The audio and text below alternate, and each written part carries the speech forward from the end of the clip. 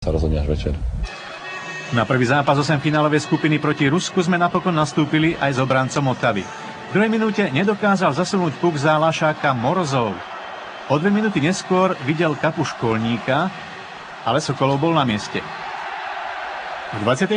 minúte sedel na trestnej lavici Mesároš a pri ruskej presilovke sa niekoľkokrát opäť predviedol Lašák, najmä pri šanci Bykova. No potom už prišiel gólový úder z veľkej slovenskej hokejovej knihy. V 27. minúte Demitra potiahol puk do útočnej tretiny, dostal sa cez Bykova a našiel voľného Hosu.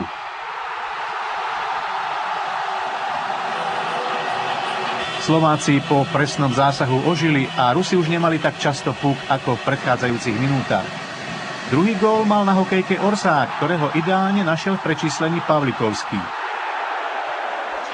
V 36. minúte nám Rusi znepríjemňovali život pri presilovke šancami Jašina, Bykova či Afinogenova.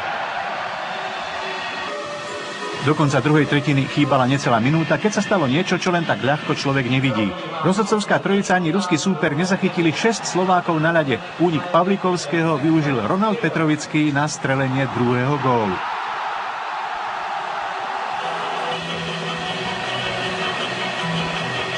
Navyše v záverečných sekundách druhej časti hry mohol slovenské vedenie ešte poistiť Gábory. Aj v tretej tretine slovenskí hokejisti vyprodukovali príležitosti na skórovanie. V 47. minúte sa pri vylúčení Bykova natlačil cez ruskú obranu Hossa, Sokolov však chytal výborne. Ešte v tej istej presilovke zneškodnil Štimpelov samostatný nájazd.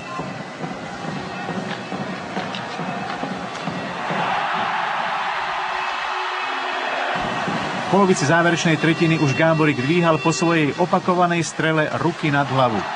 Hlavný rozhodca Lerking však po porade s videorozhodcom správne usúdil, že puk neprešiel za bránkovú čiaru a tak sme sa tešili z víťazstva 2-0. Hrali sme výborne defenzívne, že potom sme im v podstate nedovolili, aby sa dostali pred našu bránu a vychádzalo nám to. Aj Janko Lašák urobil veľa dobrých zákrokov, takže nám pomohol tiež.